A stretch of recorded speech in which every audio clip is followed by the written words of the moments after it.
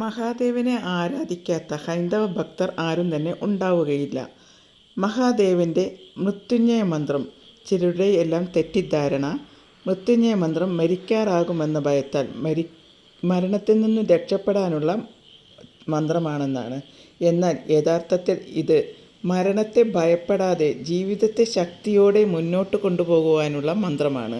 ഈ മന്ത്രം ഭക്തിയോടെയും വിശ്വാസത്തോടെയും ധൃതി കൂട്ടാതെയും ശാന്തമായും ചൊല്ലുന്നവർക്ക് അകാല മൃത്യുവിൽ നിന്ന് രക്ഷപ്പെടുന്നതും നിങ്ങൾക്ക് ഒന്നിനെക്കുറിച്ചും ഭയപ്പെടാതെ ജീവിക്കുവാനുള്ള സംരക്ഷണ വലയമാണ്, കാവലാണ്.